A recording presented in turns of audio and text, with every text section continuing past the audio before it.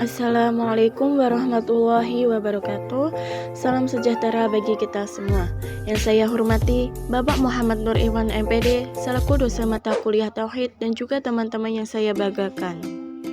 Pertama-tama, marilah kita panjatkan puji syukur. Marilah kita panjatkan kepada Allah SWT karena telah memberikan rahmat, kesehatan, dan keselamatan dunia akhirat.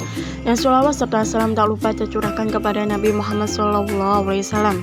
Adapun tugas UTS atau makalah yang akan kami bahas adalah tujuan hidup manusia dan sarana untuk pencapaiannya.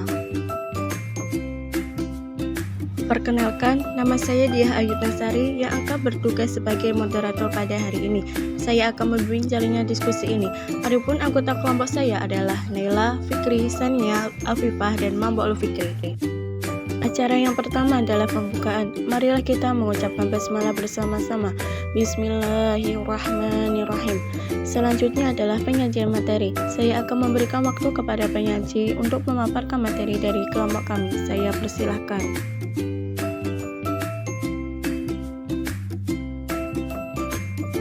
Arti kehidupan. Pengertian makna hidup menjelaskan bahwa di dalam makna hidup juga terdapat tujuan hidup.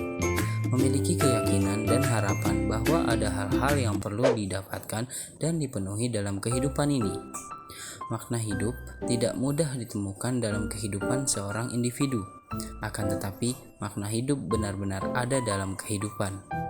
Apabila makna hidup berhasil ditemukan dalam kehidupan, maka kehidupan akan terasa lebih berarti dan berharga yang dapat melahirkan sebuah kebahagiaan. Kebahagiaan merupakan sebuah reward dari tercapainya makna hidup seseorang. Makna hidup adalah motivasi, tujuan, dan harapan yang ada pada kehidupan setiap orang yang sangat bersifat personal dan dapat berubah-ubah sesuai dengan situasi dan kondisi yang dialami seseorang, yang harus dicapai dengan segala usaha dan tanggung jawab dan dapat membuat hidup bahagia dan lebih berarti. Menurut Kruger, makna hidup adalah manner, suatu cara atau gaya yang digunakan untuk menghadapi kehidupan, untuk menunjukkan eksistensi dan cara pendekatan individu terhadap kehidupannya sendiri berbeda-beda dan unik. Dan apabila individu telah mencapai tingkat kesadaran yang lebih, di mana kesadarannya lebih tertuju untuk pencarian makna-makna, maka dapat dipastikan bahwa pemaknaan seorang individu terhadap kehidupan dengan individu lain akan berbeda satu sama lain. 2. Alam semesta sebagai sarana kehidupan. Pandangan dunia tauhid menjadikan Allah sebagai tujuan yang kepadanya seluruh maujud bergerak secara bersama.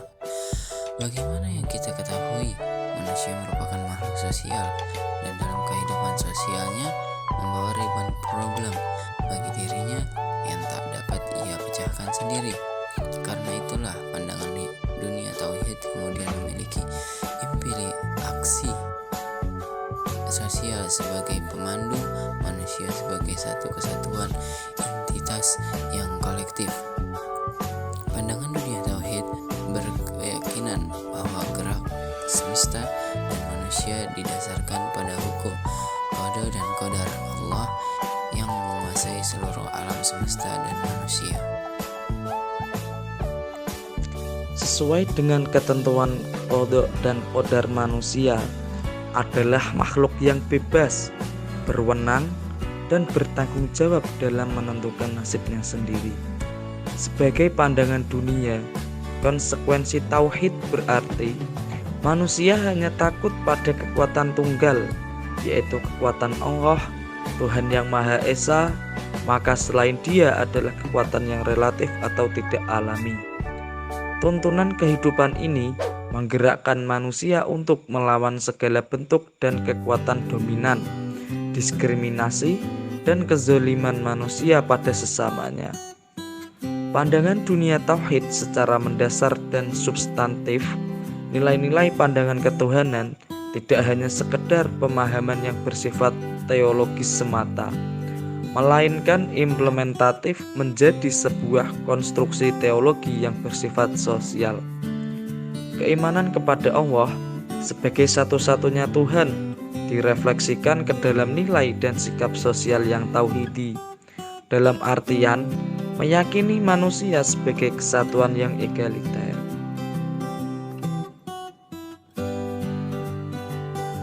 Tiga, tujuan manusia hidup di dunia. 1. Adapun tujuan hidup manusia yang paling utama adalah untuk menyembah dan beribadah kepada Allah Subhanahu wa Ta'ala. 2. Sebagai hamba Allah, manusia wajib menjalankan segala perintah dan menjauhi segala larangannya. 3. Menurut Ibrahim Bafadhol, dalam konteks hubungan dengan Rabb-nya, manusia adalah hamba Allah. Sedangkan dalam konteks hubungan dengan alam semesta, ia adalah khalifah. 4. Tentang tujuan hidup manusia, Al-Quran Al-Karim telah memaparkannya dengan sangat jelas.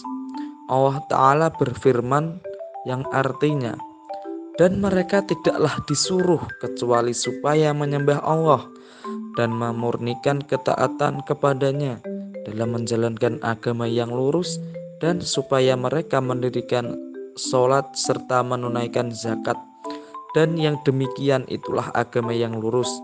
Quran Surat Al-Bayyinah ayat 5. Oleh karena itu, dapat dikatakan bahwa tujuan hidup manusia adalah menunaikan penghambaan dan pengabdian dalam makna yang luas kepada Allah Ta'ala.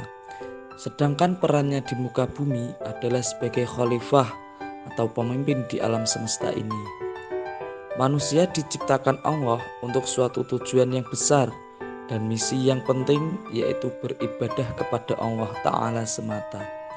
Pengertian ibadah sangatlah luas dan tidak hanya terbatas pada ritual-ritual khusus semata. Semua aktivitas manusia yang dilakukan dalam rangka mewujudkan ketaatan kepada Allah Ta'ala dan sejalan dengan ridha Allah, maka ia termasuk ibadah. Yang keempat yaitu hal-hal yang perlu dilakukan untuk mencapai tujuan hidup. A. Kehidupan ukhrawi atau ubudiyah, yaitu suatu hal yang wajib diyakini oleh setiap muslim bahwa sesungguhnya di setiap kenyataan yang disaksikan di permukaan bumi ini terhadap sesuatu yang gaib, yang menjadi rahasia, meski itu adalah sesuatu yang pasti adanya sesuai dengan pernyataan Al-Quran, yaitu hari akhirat sebagai tempat pembalasan terhadap segala yang telah diperbuat di muka bumi ini.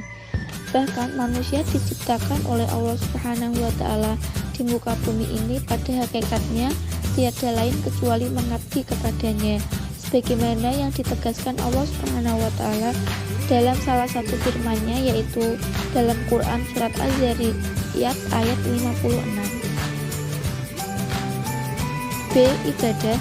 Kehidupan ini dalam pengertian Islam secara keseluruhan diperuntukkan untuk mencapai kebahagiaan yang hakiki di akhirat kelak. Hal ini ditentukan oleh aspek ibadah yang dilakukan oleh manusia itu sendiri. Dalam aspek ibadah ini, manusia harus yakin bahwa kehidupan di dunia ini dengan segala yang ada di permukaan bumi ini pasti akan fana, sebagaimana yang difirmankan Allah dalam Quran surat Ar-Rahman ayat 26-27. C. Pembinaan jasmaniah dan rohaniah manusia.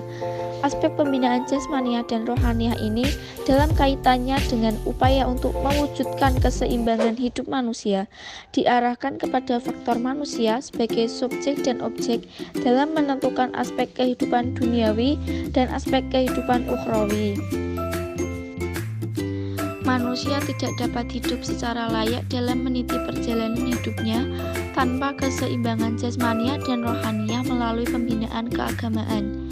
Demikian pula halnya dalam mencapai kebahagiaan di akhirat, memerlukan pengertian dan pemahaman yang lebih dalam tentang hakikat dan tujuan hidup manusia yang sebenarnya.